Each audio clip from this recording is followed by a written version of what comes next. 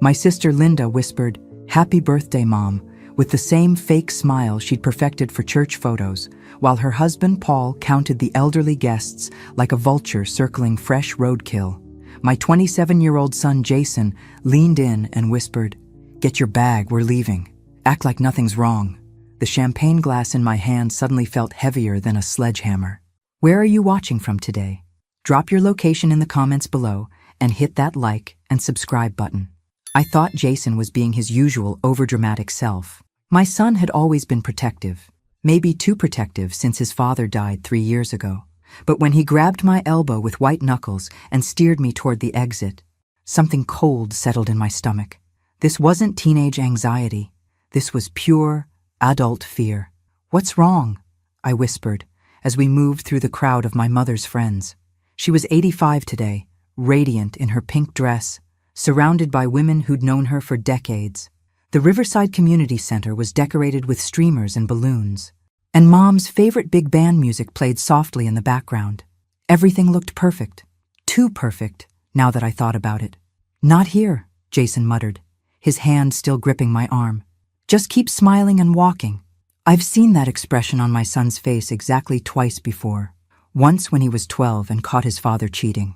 Once when the doctors told us Dad's cancer had spread. Both times, my world fell apart within hours. So when Jason locked the car doors and turned to me with those same dark eyes, I knew my life was about to change again. "Mom, something's very, very wrong," he said, his voice steady but his hands shaking. "I need to tell you what I overheard." The party continued behind us through the community center's windows. My mother sat at the head table, cutting her birthday cake while everyone applauded. Linda was taking pictures, Paul was refilling drinks, and everything looked absolutely normal, which apparently was exactly the problem. "Jason, you're scaring me." "Good," he said grimly, "because what I heard scared the hell out of me." He pulled out his phone and showed me a voice recording. His thumb hovered over the play button. "I recorded this 20 minutes ago when I went to get your purse from Linda's car. They were in the parking lot, and they thought everyone else was inside." They? Linda and Paul. The name hung in the air like a curse. My sister Linda, who'd organized this whole party, who'd insisted on handling all the arrangements, who'd been so helpful, so attentive to Mom's needs lately, the sister I'd trusted with everything. "Mom, before I play this, I need you to know that after we hear it, we're driving straight to the police station. No stops, no calls, no giving them a chance to explain. Whatever you hear, whatever they've done, we're reporting it tonight." I stared at my son's serious face and felt something shift inside me. The same feeling I'd had when I finally filed for divorce from his father. The moment when protecting yourself becomes more important than keeping the peace. "Play it." The voices were muffled but clear enough. Linda's voice. "She signed the papers this morning, didn't she?" Paul's voice. "Yep. Power of attorney is now officially yours. The old bat thinks she's just helping with Medicare paperwork." My blood went cold. Mom had mentioned signing some insurance documents Linda had brought over. She'd been so proud that her daughter was helping with the confusing paperwork. She'd trusted Linda completely. "The nursing home deposit goes through Monday," Paul continued. "Once she's in there, we can sell the house within 30 days. Market's hot right now. Should get at least $400,000. $400,000. Mom's house.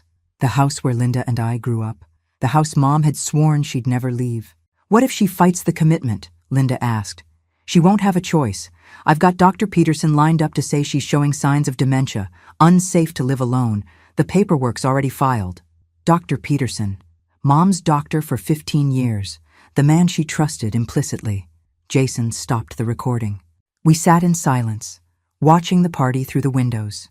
My mother laughed at something her friend Dorothy said. She looked vibrant, sharp, completely alert, not like someone who needed to be committed. "There's more," Jason said quietly. "More? They're planning to drug her tonight. Something to make her confused, disoriented. Paul's got something in his jacket. They want to create an incident that justifies the emergency commitment." I felt like I was drowning in broad daylight. This wasn't just theft. This was kidnapping. This was destroying an old woman's life for money. "We have to go back," I said. "Mom, no. We call the police first. She's still in there with them. What if they what? They're not going to hurt her in front of 50 witnesses, but if we go back now, they'll know we know. They'll disappear, destroy evidence, maybe accelerate their timeline. He was right, and I hated him for being right. But I also loved him for being smart enough to get us out before it was too late. How did you know to record them? Jason was quiet for a moment. Paul's been asking weird questions about Grandma's finances for months, and Linda's been visiting her constantly, bringing papers to sign. It felt predatory. Predatory. That was the perfect word. My sister had been circling our mother like a shark, and I'd been too trusting to see it. 10 minutes, Mom. We'll call 911, tell them everything, and let the police handle it. But right now, Grandma is safe because she's surrounded by people. The moment that party ends, he didn't need to finish. The moment the party ended, Mom would be alone with them. And by morning, she'd be in a nursing home, confused and drugged, signing away everything she owned. I looked back at the community center one more time. Through the windows, I could see Linda helping Mom open presents. The perfect daughter. The devoted caretaker. The loving sister who'd been planning to destroy our mother's life for months. Make the call, I said. But as Jason dialed 911, something else occurred to me. Something that made my hands shake with rage instead of fear. If they'd done this to Mom, what else had they been planning? The dispatcher's voice was calm and professional, completely at odds with the chaos in my head. 911, what's your emergency? I need to report elder abuse and fraud, Jason said, his voice steadier than mine would have been. It's happening right now. While Jason gave our location and explained the situation, I stared through the windshield at the community center. The party was still going strong, but now everything looked sinister. Every smile Linda gave Mom, every helpful gesture from Paul, every moment of this perfect celebration was really a performance to cover up their crime. Ma'am, are you there? The dispatcher was talking to me now. Jason had handed me the phone. Yes, I'm here. Can you confirm that your mother is currently safe? I watched Mom laughing with her friends. She appears to be, but they're planning to drug her tonight. We're sending officers to your location. Do not attempt to intervene until they arrive. Can you remain where you can observe the party? Yes. Good. Stay on the line. Jason and I sat in tense silence, watching our family through the windows like we were conducting surveillance. Which, I supposed, we were. The irony wasn't lost on me that I was spying on my own sister at my mother's birthday party. I can't believe Linda would do this, I whispered. Really? Jason looked at me with raised eyebrows. Because I can totally believe it. What's that supposed to mean? Mom, Aunt Linda has been asking about Grandma's money for years. Remember last Christmas when she wanted to know about the life insurance? Or when she suggested Grandma should simplify her finances? He was right. And I felt stupid for not seeing it. Linda had been planting seeds for months, maybe years. The caring daughter worried about Mom's safety. The helpful sister concerned about Mom's finances. The devoted family member who just wanted what was best. She's been setting this up for a long time, I said. The realization hitting me like a slap. Yeah, and Paul's been researching elder care facilities and property values. I caught him looking up nursing homes on his phone at Easter. Easter. That was 4 months ago. They'd been planning this since at least Easter, maybe longer. Every family dinner, every holiday visit, every concerned phone call had been part of their scheme. My phone buzzed. A text from Linda. Where did you go? Mom's asking for you. I showed Jason the message. He snorted. She's probably panicking. They need you there to make everything look normal. Another text. Jason too. Come back. The cake is amazing. Should I respond? Tell her we went to get something from the car. We'll be right back. I typed the lie, hating every word. But if Linda suspected we knew, she might accelerate whatever they had planned for tonight. Through the window, I could see Linda checking her phone, reading my message, then walking over to Paul. They had a quick conversation, and Paul nodded toward the parking lot. They were looking for us. They're getting nervous, Jason said. Good, let them squirm. As we watched, Paul walked outside and started toward the parking lot. He was trying to look casual, but his movements were too purposeful. He was definitely looking for us. Get down, Jason said, sliding low in his seat. We ducked below the windows as Paul walked past our car. He stopped, looked around, then pulled out his phone. Even from inside the car with the windows up, we could hear his voice raised in frustration. "They're not here," he said to whoever he was calling. "Yeah, I checked everywhere. Their car's here, but they're gone." He listened for a moment, then, "No, we stick to the plan. Maybe they just went for a walk. We'll proceed as scheduled." Proceeded as scheduled. My mother was about to be drugged and kidnapped, and they were talking about it like a business meeting. Paul headed back toward the building, and we sat up again. "Where are the police?" I asked. "It's only been 10 minutes, Mom." 10 minutes that felt like 10 hours. Every second Mom stayed in that party, she was closer to danger. Every moment Linda and Paul had to prepare was another moment they could cover their tracks or change their plan. "What if they decide to leave early?" I asked. "Then we follow them. But the police said not to intervene. I'm not going to let them take her." Jason looked at me seriously. "Mom, you realize this could get dangerous, right? People who steal from elderly relatives don't usually stop at theft. If they're willing to drug her and commit her against her will..." He didn't finish. But I knew what he meant. People who crossed those lines were capable of crossing others.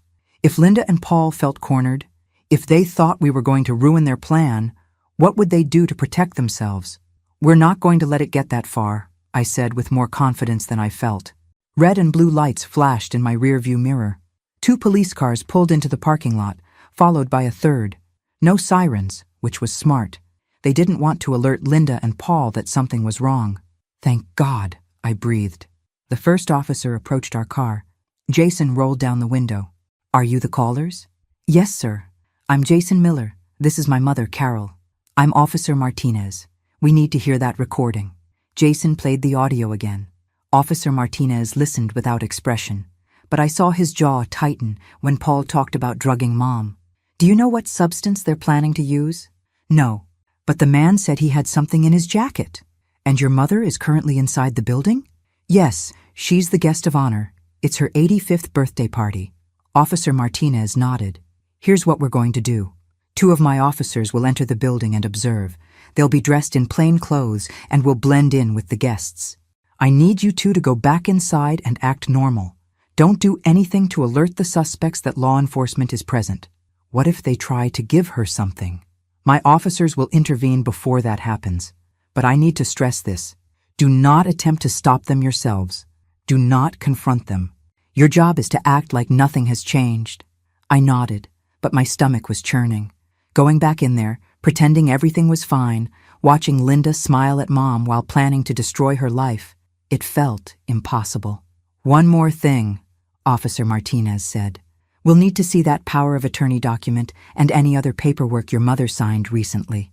"It's probably at Linda's house," I said. "We'll get a warrant for that. But first, let's make sure your mother stays safe tonight." As we walked back toward the community center, I felt like I was walking into enemy territory. The warm, festive building that had seemed so welcoming an hour ago now felt like a trap. "Remember," Jason whispered, "everything is normal. We just went to the car to get something."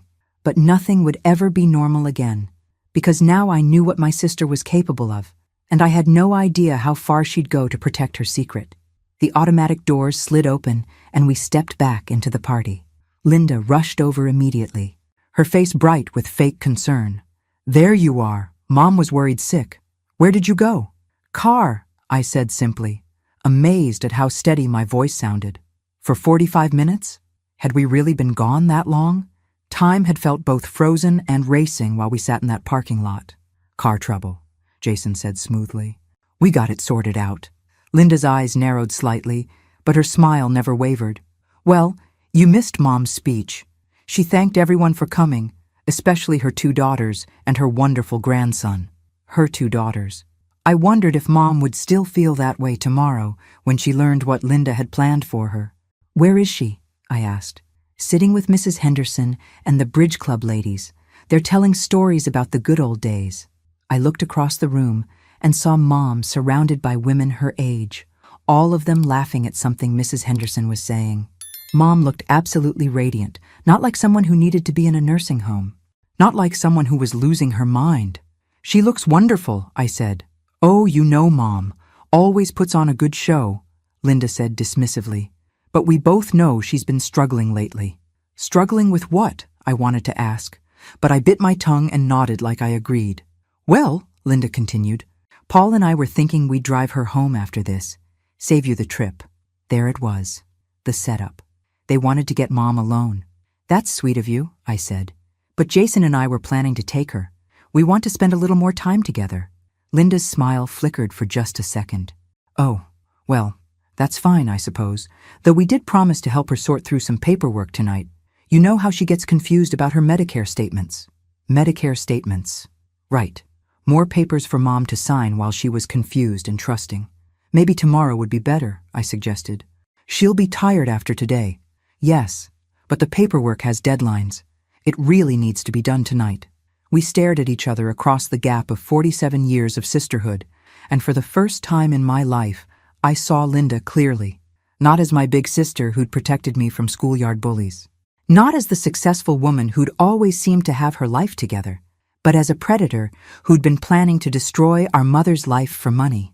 We'll figure it out, I said finally. Linda nodded, but I could see the wheels turning behind her eyes. She was already planning her next move. That's when I noticed Paul across the room, deep in conversation with a man I didn't recognize. A tall, thin man in a doctor's coat who kept glancing toward Mom. Dr. Peterson, the doctor who was supposed to declare Mom mentally incompetent. He was here, at the party, ready to make his assessment. Dr. Peterson shook hands with Paul like they were old friends, which maybe they were by now. I watched them from across the room, pretending to listen to Linda chatter about the success of the party, while my mind raced through the implications. Isn't it wonderful that Dr. Peterson could make it? Linda said, following my gaze. He's been so concerned about Mom's confusion lately. Confusion? Mom had just given a 10-minute speech thanking everyone by name, remembered stories from 40 years ago, and correctly identified every person in her old photographs. If that was confusion, I wanted to be confused too.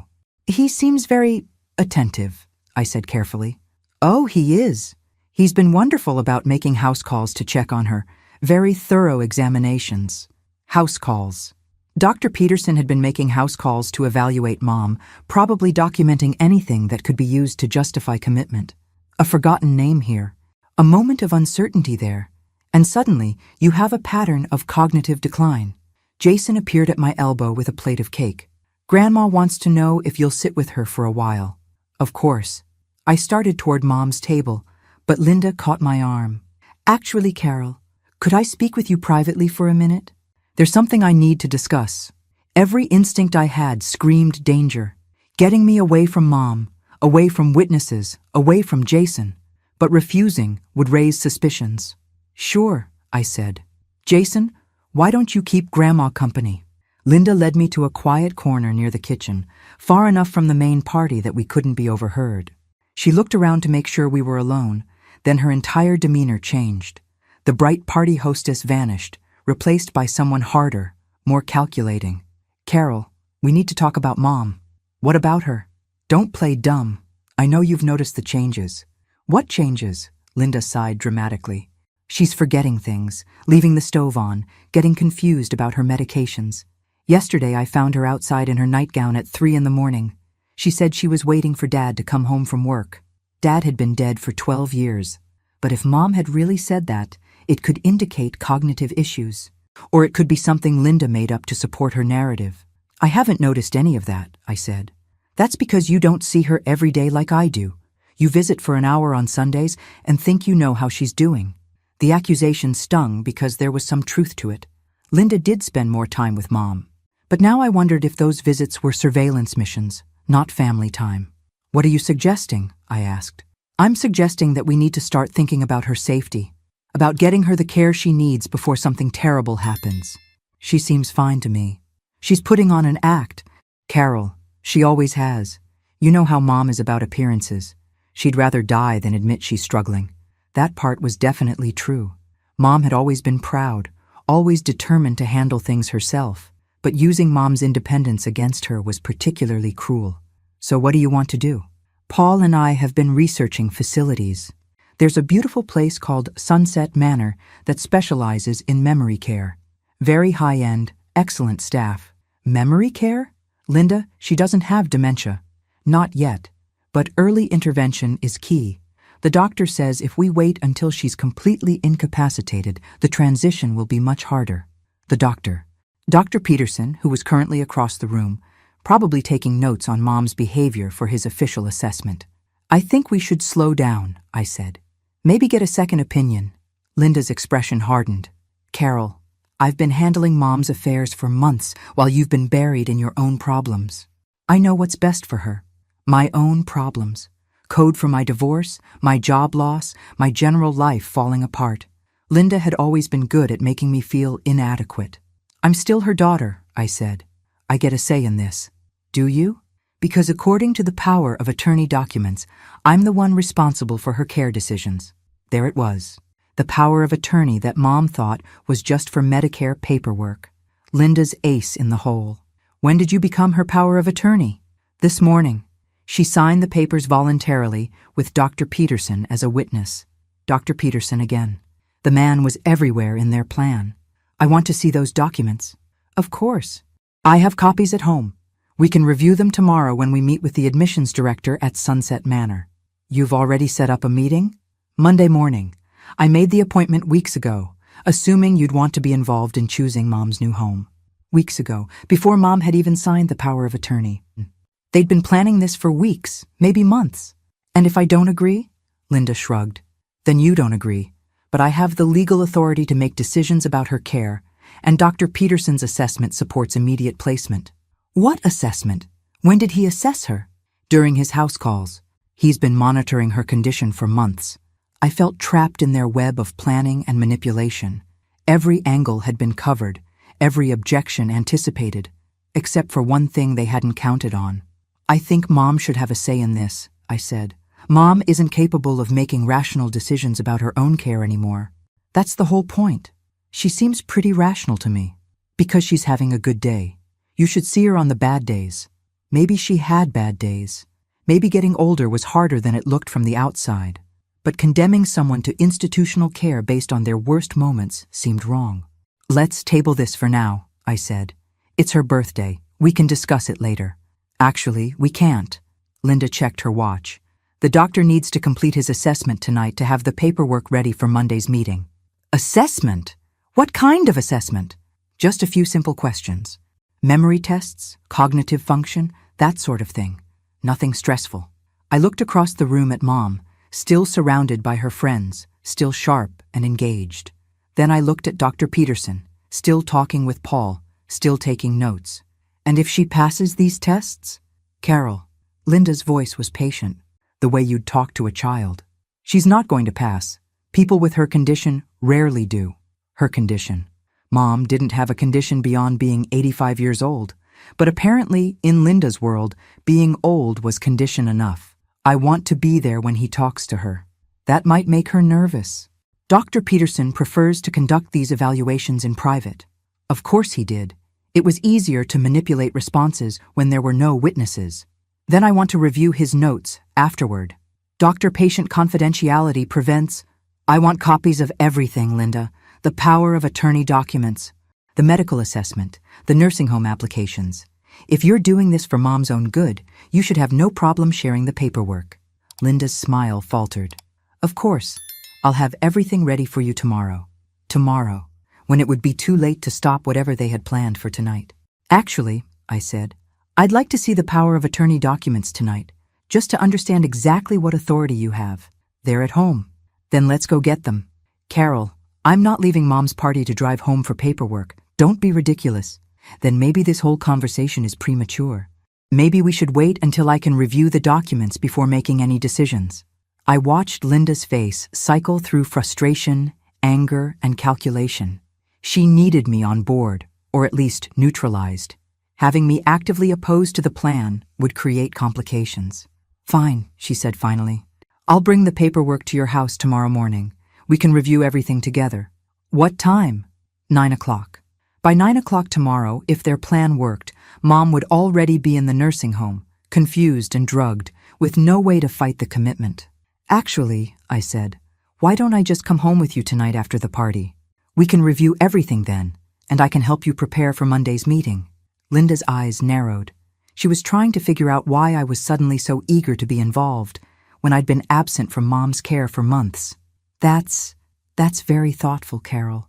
But it's been a long day, and I think we'd both benefit from a good night's sleep before diving into complicated legal documents. I'm a night owl. And this is too important to delay. We stared at each other, and I could see Linda's mind working frantically. She needed to get Mom alone tonight. She needed me out of the way. But she also couldn't afford to make me suspicious by being too obvious about it. "Let me talk to Paul," she said finally. Maybe we can arrange something." She walked away, leaving me standing by the kitchen, watching the party continue around me. But now everything looked different. Every conversation, every interaction, every innocent moment was potentially part of Linda and Paul's plan. I looked around for Jason and spotted him still sitting with Mom, both of them laughing at something Mrs. Henderson was saying. At least he was keeping her safe for now. But the night was still young, and Linda and Paul were running out of time to complete their scheme, which meant they might start taking risks. And risky people do dangerous things. I watched Linda cross the room to Paul, her posture tense despite her smile. They spoke in low tones, Paul's expression darkening as she explained whatever obstacle I'd just become. Dr. Peterson joined their conversation, and all three of them glanced in my direction.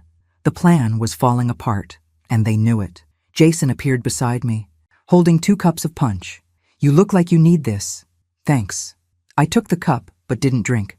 "How's Mom?" "Sharp as ever. She just told Mrs. Henderson the entire plot of a book she read last week. Remembered every character's name and all the plot twists. So much for cognitive decline. But I knew it wouldn't matter. If they wanted Mom declared incompetent, they'd find a way to make it happen. "Jason," I said quietly, "I need you to stay close to Mom for the rest of the night. Don't let her eat or drink anything unless you see exactly where it came from." His face went serious. "You think they'll try something here?" "I think they're running out of options." Across the room, Linda was walking toward Mom's table with what looked like a small gift bag. She was smiling, but there was something forced about it now, something desperate. "Incoming," I murmured. We moved quickly to intercept her, arriving at Mom's table just as Linda set down the bag. "Mom, I almost forgot. I brought you a little something extra for your special day." "Oh, Linda, you've done so much already," Mom protested, but she was already reaching for the bag. "What is it?" I asked, trying to keep my voice light. "Just some of those herbal teas she loves. Remember, Mom, you mentioned your sleeping problems, and I found this wonderful chamomile blend that's supposed to help. Herbal tea. The perfect delivery method for whatever drug they'd planned to use. Natural, innocent, something Mom would drink willingly." "How thoughtful," I said, reaching for the bag. "May I see?" Linda's hand shot out to stop me. "Actually, they're specially wrapped. I don't want to ruin the presentation. I'd love to see what kind you got her. I've been having trouble sleeping too." For a moment, we had a polite tug-of-war over the gift bag, both of us smiling while our eyes locked in silent battle. Mom watched this strange display with growing confusion. "Girls, what's gotten into you?" she asked. "Nothing, Mom," Linda said, releasing the bag. "Carol's just being thorough." I opened the bag and found 3 boxes of tea, all with seals intact, all looking completely innocent. But I noticed Linda's hands were shaking slightly as I examined them. "These look lovely," I said, handing the bag to Jason. "Why don't you put these in the car for Grandma? We'll make sure she gets them home safely." Jason understood immediately. "Good idea. I'll take them out right now." "That's not necessary," Linda started, but Jason was already walking away with the tea. "Such a helpful boy," Mom said proudly. Linda's smile was starting to crack around the edges. "Yes, very helpful." Dr. Peterson approached our table, his professional demeanor intact but his eyes darting nervously between Linda and me. "Mrs. Wilson," he said to Mom, "I was hoping to chat with you for a few minutes. Just a quick check-in about how you're feeling." "Oh, I'm feeling wonderful." "Doctor, this has been such a perfect day." "That's excellent to hear, but sometimes these big events can be overwhelming for people our age. I'd like to ask you a few questions to make sure you're not overtaxing yourself." Our age. Mom was 85. Dr. Peterson looked to be in his 60s, but the implication was clear. "You're old, you're fragile, you can't handle excitement." "What kind of questions?" I asked. Dr. Peterson glanced at Linda, who gave an almost imperceptible nod. "Just standard cognitive assessments, memory, orientation, that sort of thing. Nothing to worry about." "Here?" I gestured around the crowded room. Wouldn't your office be more appropriate for medical assessments? I prefer to evaluate patients in their natural environment. It gives a more accurate picture of their functional capacity, their natural environment, as if a birthday party was where Mom spent most of her time. Mom, I said, you don't have to answer any medical questions at your birthday party. This is supposed to be fun, not a doctor's appointment. Now, Carol, Linda interjected, Dr. Peterson is just being thorough. There's no harm in a few simple questions. Actually, there might be. I looked directly at Dr. Peterson. Aren't there protocols for cognitive assessments, standardized environments, specific procedures, patient consent forms? Dr. Peterson's professional facade flickered. Well, yes, but this is more of an informal check-in. With what purpose? Are you documenting this informal check-in? Will it be part of Mom's medical record? That depends on the results. So if Mom gives answers you don't like, it becomes official. But if she passes, it's just an informal chat. The silence stretched uncomfortably. Mom looked back and forth between us, clearly sensing the tension, but not understanding its source. What's this really about? She asked. Before anyone could answer, Jason reappeared at the table. He caught my eye and shook his head almost imperceptibly. I interpreted that to mean he'd found something wrong with the tea. Dr. Peterson was just leaving, I said firmly. Actually, I think it would be beneficial. Doctor. My voice was sharp enough to cut glass. My mother is at her birthday party, surrounded by friends, clearly alert and engaged. If you have medical concerns, you can schedule a proper appointment with proper procedures. But you're not conducting any kind of assessment here tonight. Dr. Peterson looked to Linda for support, but she was staring at the tablecloth, her face pale. Perhaps another time, he said finally, and walked away. Mom watched him go, then looked at me with eyes that were far sharper than anyone with dementia should have. Carol, honey, what's going on? The question hung in the air. This was the moment when I had to decide how much to tell her, how much truth she could handle, how much danger she was really in. Mom, I said carefully, I think some people might be trying to take advantage of you. What people? I glanced at Linda, who was still avoiding eye contact. People who think you have more money than you can handle. People who think you need to be taken care of. Nonsense, Mom said briskly. I'm perfectly capable of taking care of myself. I know you are, but not everyone agrees. Mom followed my gaze to Linda, who finally looked up with tears in her eyes. Linda? Mom's voice was soft, but there was steel underneath. Is there something you want to tell me?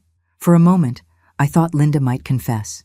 Her face crumpled, and she looked like the scared little girl I remembered from our childhood. But then Paul appeared at her shoulder, and the moment passed. Mom, Linda's just worried about you, Paul said smoothly. We all are. Living alone at your age, managing all your affairs by yourself, it's a lot of responsibility. I've been managing my own affairs for 85 years, Mom said dryly. I think I've got the hang of it by now. Of course you do, Paul continued, but sometimes it helps to have family support, legal protections, professional assistance. Professional assistance.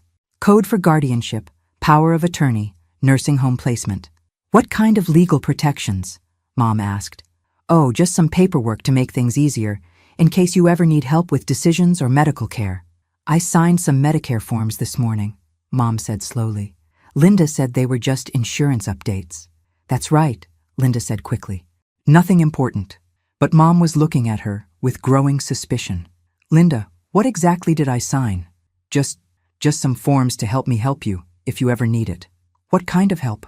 The question was simple, but Linda couldn't answer it without revealing the truth. She looked trapped, panicked, caught between lies she could no longer maintain. Tell her, I said quietly. Carol, please, tell her what you're planning to do to her. We're not planning anything, Paul said, but his voice lacked conviction. Then why is Dr. Peterson here trying to assess her competency? Why did you bring drugged tea to her birthday party? Why have you been researching nursing homes for weeks? Mom's face went white. Nursing homes? The party continued around us, but our table had become an island of tense silence. Mrs. Henderson and the other ladies had moved away, sensing family drama and wanting no part of it. Linda, Mom said, her voice shaking, please tell me you're not trying to put me in a nursing home. Linda burst into tears. Real tears this time, not the manipulative kind she'd used to get what she wanted since childhood. "Mom, I'm sorry, I'm so sorry, but we need the money, and the house is just sitting there, and you don't need all that space. And you thought you'd steal my home and have me committed so I couldn't stop you." The words hung in the air like a death sentence. Even Paul had no response to that level of brutal honesty. But before anyone could say anything else, the lights went out. Emergency lighting kicked in a few seconds later, bathing everything in an eerie red glow. There were murmurs of confusion from the party guests, but no panic. Power outages weren't uncommon in this part of town. "Everyone stay calm," someone announced. "I'm sure it's just temporary."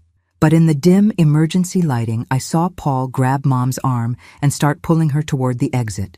"Come on, Mrs. Wilson," he said. "Let's get you outside where it's safer." That's when I realized the power outage wasn't an accident, and our mother was about to disappear into the night. "Stop," I said, moving to block Paul's path to the exit. "Carol, she needs fresh air," Paul said, but his grip on Mom's arm was too tight for someone who was just being helpful. "Then, open a window." In the dim emergency lighting, I could see other party guests moving calmly toward the exits, guided by ushers with flashlights. It was an orderly evacuation, exactly what you'd expect from a well-managed venue dealing with a routine power outage, except nothing about this was routine. "Where's Linda?" I asked. Paul glanced around nervously. "She went to check on the backup generator." Linda knew about the backup generator? That seemed like unusually specific knowledge for a party guest. "Jason," I called out, spotting my son helping elderly guests navigate in the dim light. "Right here, Mom. We're leaving. All of us. Together." "The parking lot's a bit chaotic right now," Paul said. "Might be better to wait until—" "No." I took Mom's other arm, gently but firmly removing her from Paul's grip. "We're going to my car, and we're going home." "Actually," a familiar voice said behind me, "I think that's an excellent idea." Officer Martinez stepped out of the shadows, no longer trying to blend in with the party guests. In the emergency lighting, his badge was clearly visible. Paul's face went white. "Officer, is there a problem?" "Several problems, actually, starting with the fact that the power didn't wasn't an accident." "I don't understand." "Someone cut the main electrical line to the building. Someone who knew exactly where to find it and how to disable the backup generator delay system." I looked at Paul, whose expression had shifted from nervous to terrified. "We also found some interesting items in your jacket pocket, Mr. Barrett. Would you like to explain what you're doing with prescription sedatives that aren't prescribed to you?" Paul's mouth opened and closed like a fish out of water. Those aren't mine." "Whose are they?" "I don't know. Someone must have planted them." "Someone planted unmarked pills in your jacket pocket? At your mother-in-law's birthday party?" When Officer Martinez put it like that, it sounded exactly as ridiculous as it was. "Where's Linda?" Mom asked. "Mom," her voice steady despite everything that had just happened. "Being questioned by my colleagues," Officer Martinez said, "along with Dr. Peterson." Dr. Peterson. I'd almost forgotten about him in the chaos. "What did they find?" I asked. "Forged medical records documenting cognitive decline that never actually occurred. Pre-signed commitment papers. Applications to 3 different nursing homes, all submitted last week." "Last week?" Mom's voice was sharp with anger. "Before I ever signed any power of attorney?" "Yes, ma'am. It appears this plan has been in motion for several months." Mom looked around the dim room, taking in the chaos, the emergency lighting, the reality of what her daughter had tried to do to her. "I want to see Linda," she said finally. "Mom, I don't think—" I started. "I want to see her now." Officer Martinez nodded. "She's in the security office. But I should warn you, Mrs. Wilson. She's been advised of her rights and has requested an attorney." "Fine. She can have an attorney. But first, she's going to look me in the eye and explain herself." We followed Officer Martinez through the confused crowd of party guests. Most people were gathered in small groups, speculating about the power outage and wondering when they could leave. They had no idea that they'd just witnessed the collapse of an elder abuse conspiracy. The security office was a small room behind the main hall. Linda sat in a plastic chair, her party dress wrinkled, her makeup smeared from crying. She looked up when we entered, and her face crumpled again. "Mom, I'm so sorry. I never meant for it to go this far." "How far did you mean for it to go?" Mom asked. her voice deadly calm. We needed money, and you have so much, and you're alone in that big house. And I thought maybe if you were somewhere safer. Safer? You mean more expensive? The nursing home is very nice, Mom. I researched it carefully. You would have been comfortable, while you sold my house and spent my money. Linda couldn't meet her eyes. It was going to be yours anyway. Eventually, I was just expediting the process. Expediting my death, you mean? No, I would never. You were going to drug me and have me committed against my will. You forged medical records to make me seem incompetent. You cut the power at my birthday party to create chaos so you could kidnap me in the confusion. Put like that, the plan sounded like something out of a crime thriller, except it was real, and it had almost worked. I was desperate, Linda whispered. Desperate enough to destroy your own mother? Linda finally looked up, tears streaming down her face. I didn't think of it that way. I thought I was solving everyone's problems. Everyone's problems. Including the problem of me being alive and healthy. Mom, please. No. Mom's voice cut through Linda's pleading like a blade. You don't get to call me Mom anymore. You lost that right when you decided I was worth more dead than alive. The words hit Linda like a physical blow. She doubled over, sobbing. Mrs. Wilson, Officer Martinez said gently, we'll need you to come to the station to make a formal statement. Of course. But first, I want to know about Paul and Dr. Peterson. Dr. Peterson is looking at fraud charges, conspiracy, possibly more depending on what we find in his files. Mr. Barrett will likely face kidnapping charges, elder abuse, conspiracy. And Linda? That depends partly on her cooperation and partly on what charges you want to pursue. Mom looked at her daughter, who was still crying in the plastic chair. I want to pursue all of them, she said finally. Every single charge you can think of. Linda's head snapped up. Mom, please, I'm your daughter. No, Mom said sadly. You were my daughter. The woman who tried to steal my life is a stranger. We left Linda in the security office and followed Officer Martinez outside.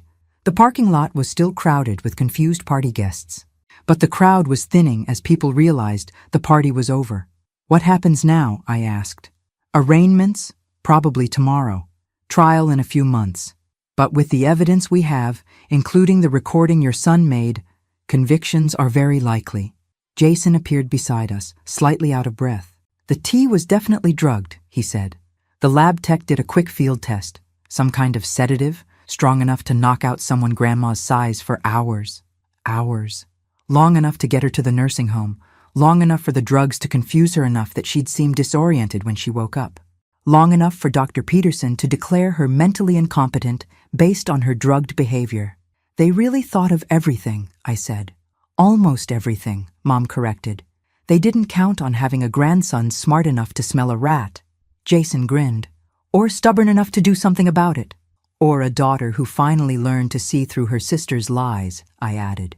Mom looked back at the community center where her birthday party had turned into a crime scene. 85 years old, she said. I thought I'd seen everything. Are you okay? I asked. She considered the question seriously. You know what? I think I'm better than okay. For the first time in months, I know exactly who I can trust. She looked at Jason and me, then back at the building where Linda was presumably still crying in the security office. I'm free, she said, with something that sounded like wonder. I'm finally free. As we drove away from the community center, emergency lights flashing in our rearview mirror, I realized Mom was right. She was free from the daughter who'd been planning to betray her, free from the worry about cognitive decline that had been manufactured to justify abuse, free from the fear of losing her independence. But most importantly, she was free from the people who saw her as a problem to be solved rather than a person to be loved. And tomorrow, Linda and Paul would wake up in jail cells, facing the consequences of treating an elderly woman like a commodity instead of a human being. Sometimes justice really is served at exactly the right temperature. Ice cold. 3 days after Linda's arrest, I found myself sitting in a police station conference room that smelled like burnt coffee and broken dreams. Detective Sarah Rodriguez spread photos across the metal table like she was dealing cards in the world's most depressing poker game. Mrs. Miller, we need you to look at these and tell us if you recognize any of these people. The first photo showed Linda and Paul at what looked like a restaurant, deep in conversation with a man I'd never seen before. The second showed the same man shaking hands with Dr. Peterson outside a medical building. The third made my blood run cold. It was Mom, photographed through what looked like a telephoto lens, walking to her mailbox in her bathrobe and slippers. "When was this taken?" I asked. "2 months ago. We found it on Mr. Barrett's computer along with about 50 others. 50 photos. They'd been stalking my mother for months, documenting her every move, looking for anything they could use to make her seem vulnerable or confused. The man in the restaurant photos is named Marcus Webb," Detective Rodriguez continued. "He's a private investigator specializing in what he calls family asset protection." "What does that mean?" "Helping adult children prove their elderly parents are incompetent so they can take control of their finances." The temperature in the room seemed to drop 10 degrees. This wasn't just Linda and Paul getting desperate about money. This was a professional operation. "How many families has he done this to?" "We're still investigating, but it looks like at least 12 in the past 2 years. Your mother would have been number 13. Lucky 13. Or unlucky, depending on your perspective. The good news," Detective Rodriguez continued, "is that your quick thinking probably saved not just your mother, but future victims. Webb's entire operation is falling apart. What about the other families? The ones where it worked? We're reopening those cases. Some of those elderly people might still be alive in nursing homes, wondering why their children never visit." The weight of that settled on my chest, like a stone. Somewhere out there were old people who'd been betrayed by their own families, locked away in institutions, their life savings stolen, their dignity destroyed. "There's something else," Detective Rodriguez said, pulling out another folder. "Linda's been trying to make a deal." "What kind of deal?" "Information about Webb's operation in exchange for reduced charges." I thought about Linda crying in the security office, asking Mom to still call her daughter. The idea that she was now trying to bargain her way out of consequences felt exactly right. "Is Mom aware of this?" "We briefed her yesterday. She had some very strong opinions about your sister's latest scheme." I could imagine. Mom didn't believe in shortcuts, especially when they involved betraying other people.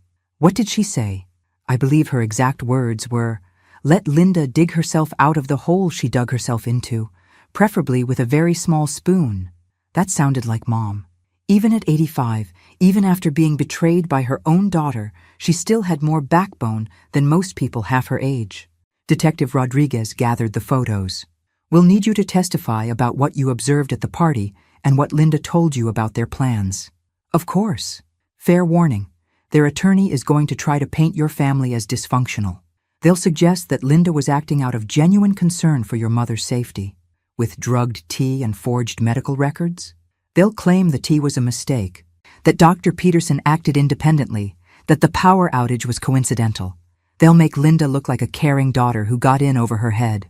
I thought about Linda's performance at the party, the fake concern, the manufactured crisis, the careful manipulation of every conversation. If I hadn't heard that recording, I might have believed her act myself. Will that work? Not with the evidence we have. But juries can be unpredictable, especially when family relationships are involved. I left the police station with a folder full of documents and a head full of questions. How long had Linda been planning this? Was the financial desperation real or just an excuse? And most importantly, how many warning signs had I missed over the years? Mom was waiting for me in my living room when I got home, sitting in my favorite chair like she owned the place, which, given recent events, was probably exactly the attitude she needed. "How did it go?" she asked. "Complicated. There's more to this than just Linda and Paul." I explained about Marcus Webb and the other families, about Linda's attempt to make a deal, about the photos they'd taken of her. Mom listened without interruption, her face growing harder with each detail. 50 photos, she said when I finished. At least. For 2 months, I thought I was developing paranoia because I kept feeling like someone was watching me. Turns out, I wasn't paranoid enough. "Mom, I'm so sorry. I should have seen what was happening." "How?" "Linda's been practicing manipulation since she could talk. Remember when she convinced the teacher that I forgot to pack her lunch so she could get free meal tickets? She was 8 years old, and she was already learning that lying got her what she wanted. I thought she'd outgrow it." Mom stood up and walked to my kitchen window, looking out at the street like she was checking for surveillance. The detective said Linda wants to make a deal, she said. Information about the private investigator in exchange for lighter charges. And what do you think about that? I think Linda created this mess and should face the consequences. Mom nodded approvingly. Good. Because I've been thinking about those other families, the ones where this scheme actually worked. What about them? Someone needs to check on them. Someone needs to make sure they're actually receiving proper care, that their money is being used for their benefit. Mom, that's not your responsibility. She turned from the window, and I saw something in her eyes I'd never seen before. Not anger, not sadness, but determination with a sharp edge. Whose responsibility is it then? The police will investigate the crimes, but who's going to actually visit these people? Who's going to make sure they're not sitting in some facility wondering why their children abandoned them? There are social workers, patient advocates, who are overworked and underfunded and probably don't even know these people exist. She had a point. The system was designed to process cases, not to care for individuals. What are you suggesting? I'm suggesting that I have time, resources, and a very personal understanding of what these people have been through. I'm suggesting that maybe Linda's betrayal should result in something positive. Mom, you're 85 years old. So were some of the victims. Age doesn't disqualify me from helping people.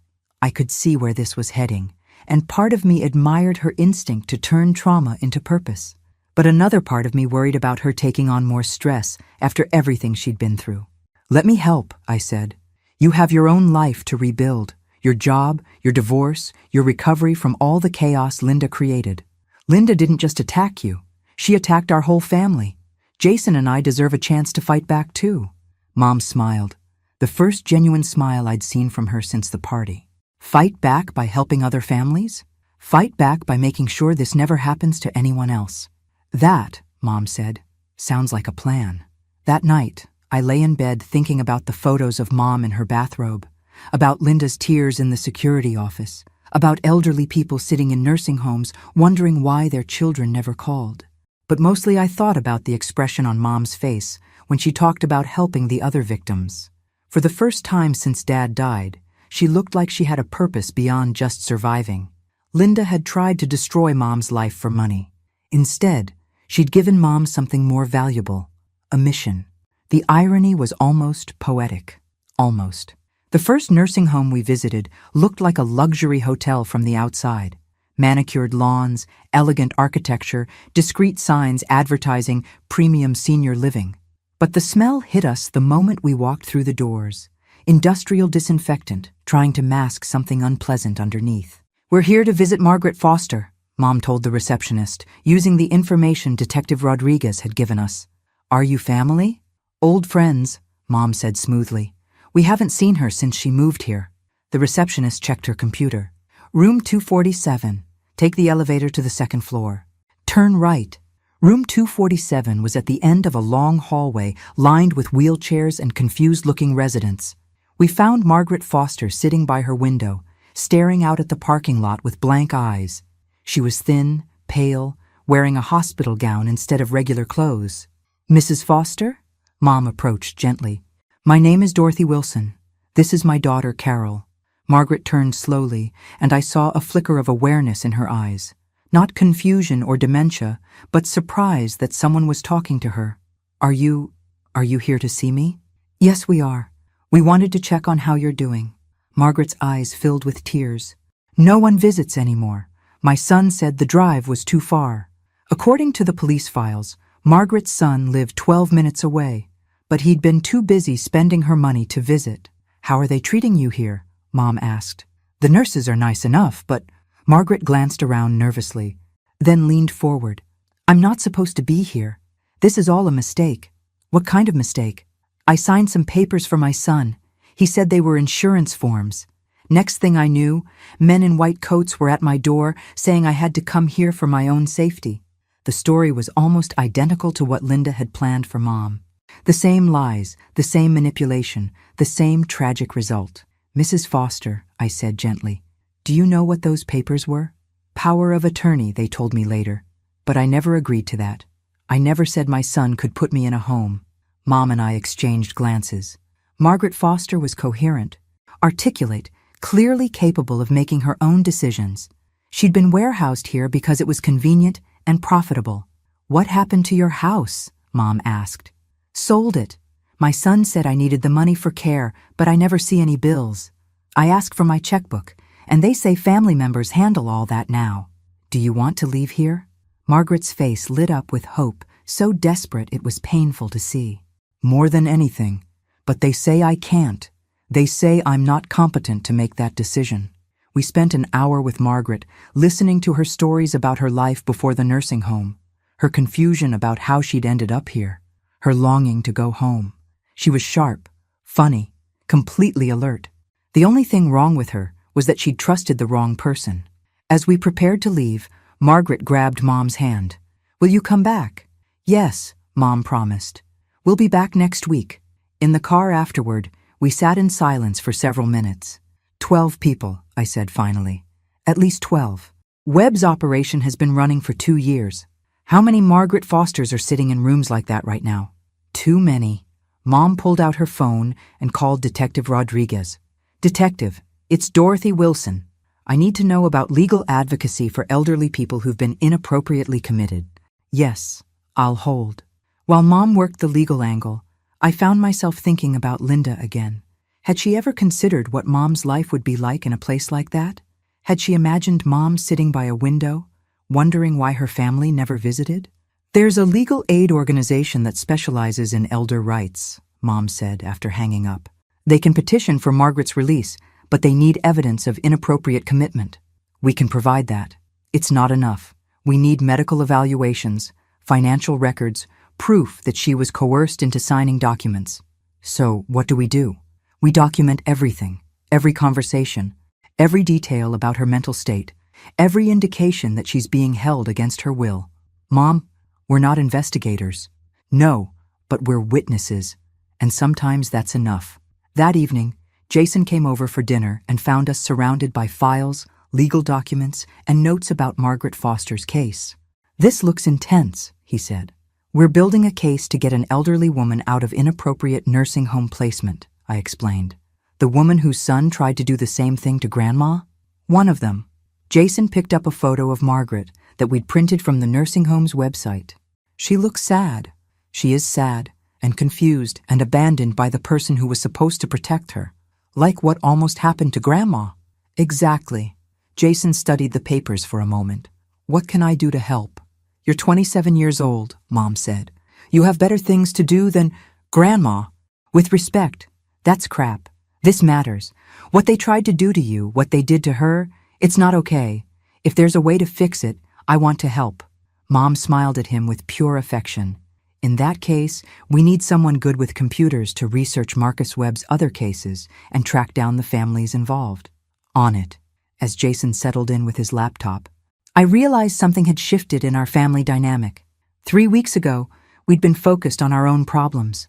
My divorce, Jason's job search, Mom's increasing isolation. Now we were working together towards something bigger than ourselves. "You know what's strange?" I said. "What?" "Linda thought she was solving a problem by getting rid of you. Instead, she created something better." "Better how?" "Before this happened, we were all living separate lives. You were alone in your house, I was dealing with my divorce, Jason was figuring out his career. We barely saw each other except for holidays. And now? Now we're a team."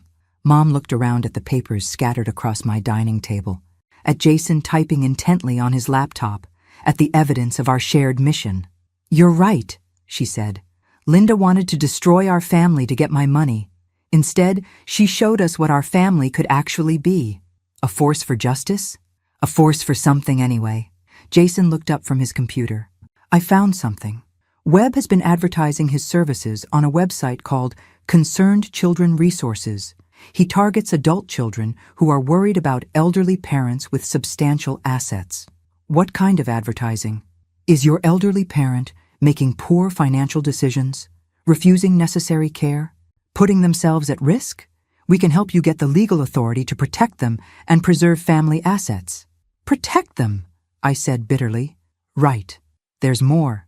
He's got testimonials from satisfied clients talking about how he helped them secure their inheritance and ensure proper care for aging parents." Testimonials from people like Linda. Probably. But here's the interesting part. One of the testimonials is from someone named Jennifer Barrett. Mom and I looked at each other. Barrett? Like Paul Barrett? Could be a relative. Let me dig deeper. As Jason researched, I thought about the scope of what we were uncovering. This wasn't just a few isolated cases of adult children taking advantage of elderly parents. This was an organized system, marketed and sold like any other professional service. Found her, Jason announced. Jennifer Barrett is Paul's sister. She used web services 2 years ago to have her father committed and his assets transferred to her control. Where's her father now? Jason's expression darkened. He died in a nursing home 6 months ago. But according to his obituary, he left behind a loving family and a substantial charitable legacy. Charitable legacy? Jennifer donated his money to various causes after he died, made herself look like a philanthropist instead of a thief. So Paul learned the technique from his sister. It looks that way. I stared at the computer screen, feeling sick. This wasn't just about greed or desperation. This was about people who'd turned elder abuse into a family business. How many people has Webb helped commit inappropriately? Still counting, but it's looking like at least 20 families over the past 3 years. 20 families. 20 elderly people who'd trusted their children and ended up imprisoned for it. 20 Margaret Fosters sitting by windows, wondering why no one loved them anymore. We have to stop this, I said. We will, Mom said firmly. One case at a time, one family at a time, one elderly person at a time. It seems overwhelming. Everything worthwhile is overwhelming at first. But as we worked late into the night, documenting cases and building files, I began to understand why Mom had been so determined to take this on. For the first time since Dad died, she had a purpose that matched her strength. Linda had tried to make Mom into a victim. Instead, she'd created an advocate. The courtroom was smaller than I'd expected, but it felt enormous when Linda walked in wearing an orange jumpsuit and handcuffs. She'd lost weight in the 3 weeks since her arrest, and her usual perfect appearance had been replaced by something hollow and desperate. She didn't look at Mom or me as she sat at the defendant's table next to her attorney, a sharp-faced woman in an expensive suit who clearly cost more than Linda could afford, which raised the question of who was paying for her defense. All rise for the Honorable Judge Patricia Morrison. Judge Morrison was a woman in her 60s with silver hair and the kind of no-nonsense expression that suggested she'd seen every type of family drama imaginable. She reviewed the charges with clinical precision: elder abuse, conspiracy to commit fraud, attempted kidnapping, forgery of medical records. How does the defendant plead? Linda's attorney stood. Not guilty by reason of diminished capacity, Your Honor. Diminished capacity. They were going to claim Linda wasn't responsible for her actions. On what grounds? My client was suffering from severe financial stress and clinical depression that impaired her judgment. She believed she was acting in her mother's best interests. I felt Mom stiffen beside me. The idea that Linda's depression justified trying to steal her life was exactly the kind of excuse Linda had been making since childhood. The prosecutor, a young man who looked like he'd rather be anywhere else, stood to respond. Your Honor, the evidence shows extensive premeditation. This wasn't an impulsive act by someone with impaired judgment. This was a calculated scheme that took months to plan and implement. We'll address that during trial, the judge said. I'm setting bail at $200,000. $200,000. Linda's attorney didn't even blink, which confirmed my suspicion that someone else was funding her defense. Furthermore, Judge Morrison continued, the defendant is prohibited from any contact with the alleged victim or her family members. Your Honor, the attorney said. Mrs. Barrett would like to address the court regarding her mother. Absolutely not. No contact means no contact. As we left the courthouse, I found myself looking over my shoulder, half expecting Linda to follow us. The restraining order was just a piece of paper. If she was desperate enough to drug our mother, what would stop her from approaching us directly? She looked terrible, Mom said as we reached the parking lot. Good. Carol, she's still my daughter. No, Mom. She stopped being your daughter when she decided to destroy your life for money. I know, but seeing her like that makes you feel guilty for protecting yourself? Mom was quiet for a moment. Maybe? Don't. Whatever sympathy you're feeling, remember Margaret Foster. Remember the 12 other families Webb targeted. Linda isn't a victim here. I know that intellectually. But emotionally, I keep thinking about the little girl who used to climb into my bed during thunderstorms. That little girl grew up to be someone who planned to drug you and steal your home. I know, but I could see the conflict in Mom's eyes. 47 years of loving Linda couldn't be erased by 3 weeks of betrayal, no matter how complete that betrayal had been. That afternoon, we drove to our second nursing home visit. This time we were looking for James Chen, whose daughter had used Webb's services to have him committed after he refused to move in with her family. Sunshine Manor was a step down from where we'd found Margaret. The building was older, shabbier, with the kind of institutional feel that announced its residents were problems to be managed rather than people to be cared for. James Chen was in the day room, sitting alone at a table working on a crossword puzzle. He was a small, neat man in his 70s, wearing clothes that looked expensive but didn't fit properly anymore. "Mr. Chen?" Mom approached carefully. "My name is Dorothy Wilson. I wondered if I could sit with you for a few minutes." He looked up with intelligent eyes behind wire-rimmed glasses. "Are you from the state? Another inspector?" "No, just a friend who wanted to check on how you're doing." "How I'm doing?" He set down his pencil. "I'm doing terribly. Thank you for asking." His directness was refreshing after Margaret's heartbreaking confusion. "Can you tell me what happened?" Mom asked. "My daughter decided I was too old to live alone. When I disagreed, she had me declared mentally incompetent and shipped here like a piece of furniture." "Are you mentally incompetent?" James gestured to the crossword puzzle. "Today's New York Times, Friday edition. I've completed it every day for 30 years. Does that seem incompetent to you?" Mom examined the puzzle. It was nearly finished, with only a few difficult clues remaining. "What was your profession, Mr. Chen?" "Retired professor of mathematics. 42 years at the university. I published over 60 research papers and supervised 37 doctoral dissertations." "And your daughter thought you couldn't take care of yourself?" "My daughter thought my house was too valuable to sit empty while I lived in it alone." The same story, the same motivation. Adult children who saw their parents' assets as inheritances being wasted on the parents themselves. "How long have you been here?" 8 months. My daughter visits once a month, always with papers for me to sign, always with reasons why I need to stay here for my own safety." "What kind of papers?" "Financial documents. Mostly.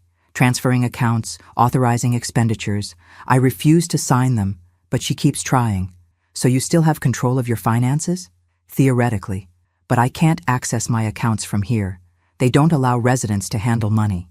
James Chen was trapped in a different way than Margaret Foster. Where Margaret had been completely dispossessed, James was being slowly bled dry through a longer, more subtle process. "Mr. Chen," I said, "would you like help getting out of here?" "Young lady, I've been trying to get out of here since the day I arrived. My daughter has legal guardianship. The facility won't release me without her permission. What if we told you there might be another way?" James studied us carefully. "Who are you people, really?" Mom explained about Linda's attempted scheme, about Marcus Webb, about the other families we'd discovered. "So you're volunteers? Freelance advocates for elderly abuse victims?" "Something like that. And you think you can help me?" "We think we can try." James was quiet for a long moment, studying his crossword puzzle. "The answer to 17 across," he said finally, "is justice. 7 letters, defined as what victims hope for, but rarely receive." He filled in the letters with steady handwriting. "I'd very much like your help," he said. As we drove home from Sunshine Manor, I found myself thinking about the difference between Margaret and James. Margaret had been confused and heartbroken by her situation. James was angry and analytical, but both of them were trapped by the same system, the same laws that allowed adult children to override their parents' autonomy in the name of protection. "2 different approaches to the same problem," I said to Mom. "What do you mean?" Margaret's daughter moved fast, signed the papers, sold the house, transferred the money, and dumped her in the cheapest facility she could find. James's daughter is taking her time, keeping him in a nicer place, maintaining the illusion of choice, but still systematically taking control. Both effective, both evil. I keep wondering how many other children are looking at their elderly parents right now and thinking about calling Marcus Webb. The thought was chilling. Somewhere out there, adult children were calculating the value of their parents' houses, estimating the costs of nursing home care and weighing the benefits of taking control versus respecting autonomy. At least we stopped Linda before she could actually do it, I said. Did we? Or did we just postpone it? What do you mean? I mean Linda's attorney is being paid by someone. Someone with enough money to afford expensive legal defense for elder abuse charges. I hadn't thought about that, but Mom was right. Linda and Paul didn't have the resources for high-end legal representation. You think someone's backing her? I think someone has a vested interest in making sure Linda doesn't go to prison and start talking about Marcus Webb's operation. The implications of that settled in my stomach like cold lead. If Webb had powerful clients or partners, if there was money behind this operation, then Linda's arrest might not be the end of the threat to Mom. It might just be the beginning. The call came at 2:17 a.m., 3 days before Linda's trial was scheduled to begin. I answered on the first ring, my heart already racing, because nobody calls with good news at that hour. Mrs. Miller, this is Detective Rodriguez. I need you to check on your mother immediately. What? Why? What happened? Someone broke into her house tonight. She's not answering her phone. I was already pulling on clothes, my hands shaking so badly I could barely work the buttons. Is she hurt? We don't know. The alarm company called us about a break-in, but when officers arrived, the house was empty. No sign of your mother. Empty. Mom was gone. I'll be there in 10 minutes. Mrs. Miller, wait.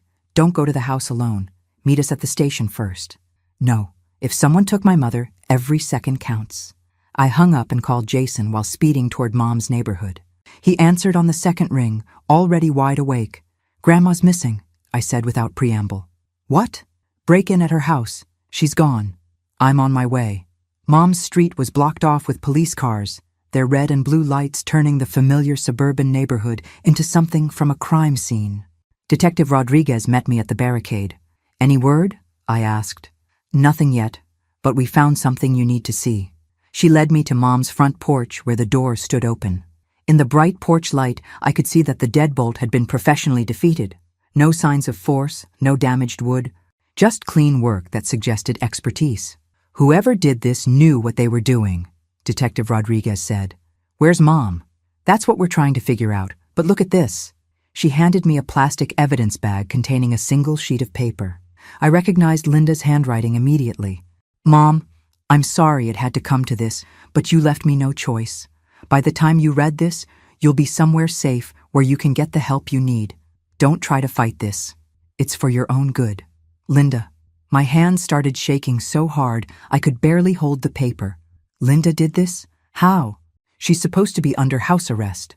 Her electronic monitoring device was disabled at 11:43 p.m. We have units at her apartment, but she's not there. So she what? Broke out of house arrest to kidnap our mother? It's starting to look that way. Jason arrived, took one look at my face, and immediately understood the situation was worse than a simple break-in. Where is she? He asked. We don't know, but we think Linda took her. Linda's supposed to be locked up. House arrest, not jail, and apparently not very effective house arrest. Detective Rodriguez's radio crackled with updates. Units were checking hospitals, nursing homes, anywhere Linda might have taken Mom. But with a several-hour head start, she could be anywhere within a 200-mile radius. There's something else, Detective Rodriguez said. Linda's attorney posted her bail yesterday afternoon. $200,000 in cash. Where would Linda get that kind of money? Good question. We're looking into that.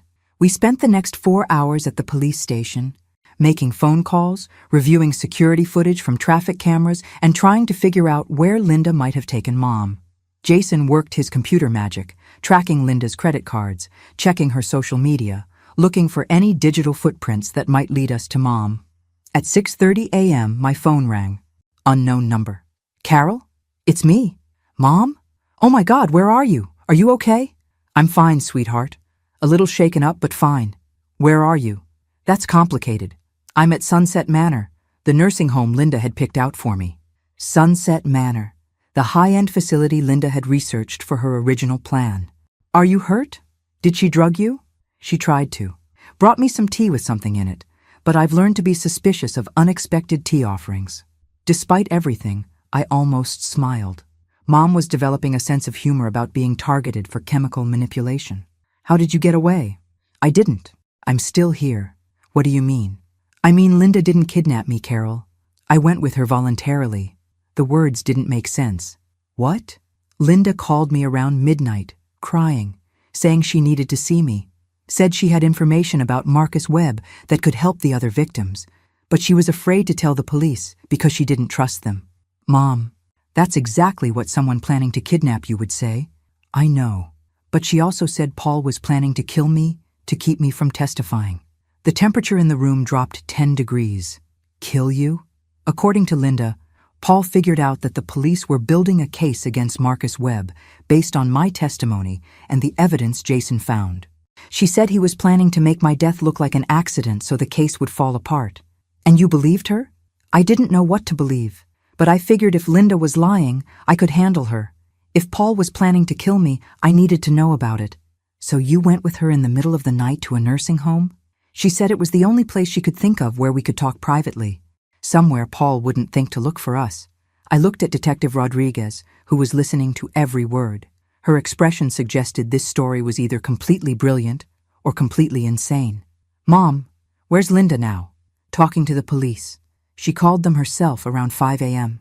She what? She turned herself in. Told them everything about Marcus Webb's operation, about Paul's plan to kill me, about who's been funding her defense. Who's been funding her defense? Marcus Webb himself. He's been paying for high-end attorneys for all his clients who got caught, making sure they stay loyal and don't expose his operation. The pieces were starting to fit together. Webb had been protecting his business by protecting the people who could destroy it. But why would Linda turn against him now? Because she found out Paul wasn't just planning to kill me. He was planning to kill her too. That stopped me cold. What? Once I was dead and the case fell apart, Linda would be a liability. She knew too much about Webb's operation. Paul figured it would be easier to eliminate all the witnesses than to risk exposure. So Linda wasn't trying to kidnap you. She was trying to protect you. And herself. Let's not get too sentimental here. Fair point. Linda was still the person who'd tried to drug Mom and steal her house. But apparently, she drew the line at murder. What happens now? Now Linda cooperates fully with the investigation into Marcus Webb. She testifies against Paul and Dr. Peterson and whoever else was involved. And she probably goes to prison for a much shorter time than she would have otherwise. And you? I testify about what Linda told me about Paul's plan. I help put Marcus Webb out of business permanently. And I go home. Are you sure you're safe? Carol, I'm sitting in a nursing home with 6 police officers providing security while Linda gives her statement. I'm probably the safest 85-year-old woman in the state right now. 2 hours later, Mom walked out of Sunset Manor looking remarkably composed for someone who'd spent the night uncovering a murder plot. Linda walked out in handcuffs, but not the same defeated woman we'd seen in court. She looked relieved, like someone who'd finally stopped carrying a weight she couldn't handle. How are you doing? I asked Mom. Better than I expected. It turns out facing your fears is easier when your fears involve concrete threats from specific people rather than vague anxieties about aging and dependency. What do you mean? I mean, for the past year, I've been worried about losing my independence, my mental faculties, my ability to take care of myself. But last night, my problems were simple. Don't get murdered, help catch the bad guys, protect other elderly people from the same scheme. Simple problems? Simpler than existential dread, anyway. Mom had a point. Fighting specific enemies was more straightforward than fighting time and aging and the inevitable decline of physical and mental abilities. So what now? Now we finish what we started. We help Margaret Foster and James Chen get out of inappropriate placements. We make sure Marcus Webb spends a long time in prison. We prevent this from happening to other families. And Linda? Mom looked back at the police car where Linda sat waiting to be transported to the county jail. Linda made a choice last night. She chose protecting people over protecting herself. It doesn't undo the harm she caused, but it's a start. Are you going to forgive her? I'm going to work with her to clean up the mess she helped create. Forgiveness is a luxury we can discuss after justice is served. As we drove away from Sunset Manor, I realized something fundamental had changed in our family dynamic. 3 weeks ago, Mom had been a potential victim of Linda's scheme. Yesterday, she'd been a target for Paul's violence. But this morning, she was something else entirely.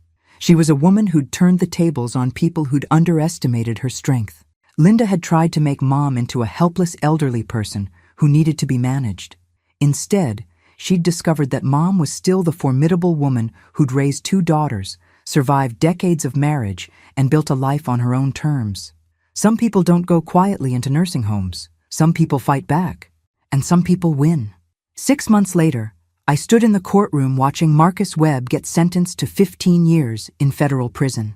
The judge's words were crisp and unforgiving. "You preyed on the most vulnerable members of our society and destroyed families for profit. The court hopes this sentence sends a clear message that elder abuse will not be tolerated." Mom sat beside me, taking notes in a small notebook she'd brought specifically for this moment. Over the past months, she'd become something of an expert on elder law, patient advocacy, and the systemic failures that allowed people like Webb to operate. 15 years, she said quietly. He'll be 73 when he gets out. Poetic justice. He'll be exactly the demographic he spent years exploiting. Linda sat 3 rows ahead of us with her new attorney, a public defender this time, since Webb's money had disappeared along with his freedom. She'd received 3 years in a minimum security facility in exchange for her cooperation, which had been extensive and devastating to Webb's operation. After the sentencing, Linda approached us hesitantly. She looked different, thinner, older, but somehow more solid than the brittle woman who'd planned Mom's downfall. "Mom?" she said softly. "Linda."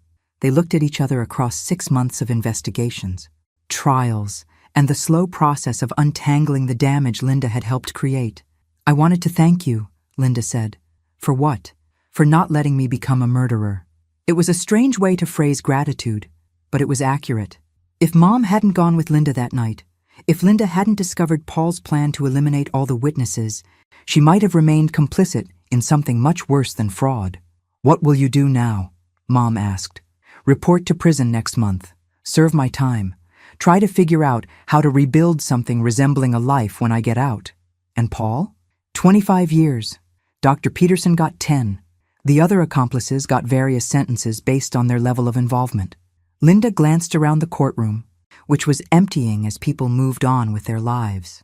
"I know this doesn't fix anything," she said. "I know I destroyed our family and nearly destroyed you, but I wanted you to know that helping you stop Webb was the first good thing I've done in years." "It was," Mom agreed. "It doesn't erase the harm, but it was good. Will you—" Linda's voice broke slightly. "Will you write to me? In prison?" Mom considered the question for a long moment. "I'll write to you, but not as your mother, as someone who believes in redemption but not in forgetting consequences." Linda nodded, tears streaming down her face. "That's more than I deserve." "Yes, it is." Linda walked away to begin her own process of facing consequences and possibly finding a way back to being human. "How do you feel?" I asked Mom as we left the courthouse. "Like justice was served. Not perfect justice, but adequate justice." "And Linda?" "Linda is no longer my problem to solve. She's an adult woman who made adult choices and will face adult consequences." We drove to our final nursing home visit of the day. Over the past 6 months, we'd successfully helped 11 elderly people get released from inappropriate placements, return to their homes, or move to facilities they'd actually chosen. Margaret Foster was now living in a senior community she loved, with full control of her finances and regular visits from friends she'd made through our support group. James Chen had returned to his house and his crossword puzzles, plus a part-time teaching position at the university that kept him engaged with the world. Today, we were visiting Eleanor Patterson, whose case had been the most challenging because her son was a lawyer who'd used his professional knowledge to create an airtight guardianship arrangement. Eleanor was 91, sharp as a blade, and madder than hell about being locked in Peaceful Pines Manor against her will. "Dorothy Carroll," she greeted us with her usual regal bearing. "Do you have good news or bad news?" "Good news," Mom said, producing a thick envelope. "The appeals court overturned your son's guardianship. You're free to leave whenever you want." Eleanor's composure cracked for just a moment, and I saw the vulnerable woman underneath the fierce exterior. "When?" "Today, if you want. We've arranged temporary housing until you decide what you want to do long term." "I want to go home. Your son sold your house. Then I want to buy a new one. At 91, I don't have time to waste on rental properties." Eleanor Patterson packed her belongings with the efficiency of someone who'd been ready to leave for months. As we drove her to her temporary apartment, she sat in the back seat of Mom's car with a cat carrier containing the tabby she'd been secretly keeping in her nursing home room. "What will you do now?" she asked Mom. "Keep doing this. There are always more cases, more families affected by Marcus Webb's former clients, more elderly people who need advocates. And personally, what will Dorothy Wilson do for Dorothy Wilson?" Mom considered the question. "I'm thinking about selling my house." "Really?" This was the first I'd heard of it. "It's too big for one person, and the money could fund our advocacy work. I've been looking at a townhouse near downtown, walking distance to the courthouse and the legal aid office. You want to move closer to work? I want to move closer to purpose." That evening, Jason came over for dinner to celebrate Webb's sentencing and Eleanor's release. As we sat around Mom's dining room table, soon to be someone else's dining room table, I reflected on how much had changed since Linda's birthday party scheme. "Grandma," Jason said, "I got accepted to law school." "That's wonderful! When do you start?" "Fall semester. I'm going to specialize in elder law. Following in the family business? Someone needs to understand the legal system well enough to beat it when it's being used to hurt people." Mom reached across the table to squeeze his hand. "Your father would be proud." "I think so. I also think he'd be proud of what you and Mom have been doing. We're just trying to turn something terrible into something useful. You're doing more than that. You're making sure this doesn't happen to other families." After dinner, Mom and I sat on her back porch, looking out at the garden she'd been tending for 30 years. Soon, someone else would be planting tomatoes and pruning roses in this space. "Any regrets?" I asked. "About selling the house?" "No." "About Linda?" "That's more complicated." "How so?" "I regret that she thought stealing from me was easier than asking for help. I regret that she believed I cared more about money than about her well-being. I regret that our relationship deteriorated to the point where she saw me as an obstacle rather than a mother. But I don't regret stopping her. I don't regret the consequences she's facing, and I don't regret discovering that I'm stronger than anyone, including me, thought I was. You're 85 years old, and you're starting a new career. I'm 85 years old, and I finally know what I want to be when I grow up. The sun set behind the trees Mom had planted decades ago, casting long shadows across the yard where she'd raised her daughters, buried her husband, and planned what she thought would be a quiet retirement. Instead, Linda's betrayal had given her something unexpected, a second act with real meaning, real impact, and real satisfaction. 6 months ago, Linda had seen Mom as a problem to be solved, an elderly woman with too much money and too much independence. She'd tried to reduce Mom to a diagnosis, a dollar amount, a burden to be managed. But people aren't problems to be solved. They're human beings with dignity, agency, and the right to live their lives on their own terms, regardless of their age. Mom had proven that in the most dramatic way possible. She'd taken Linda's worst intentions and turned them into a force for justice. Sometimes the best revenge isn't getting even. It's becoming someone better than your enemies ever imagined possible. And sometimes, if you're very lucky, getting older means getting stronger, not weaker. At 85, Mom had learned to fight harder, think sharper, and care deeper than she ever had before. Linda had tried to make her disappear. Instead, she'd helped her find her voice. Not a bad outcome for someone who was supposed to be past her prime. Thanks for listening. Don't forget to subscribe and feel free to share your story in the comments. Your voice matters.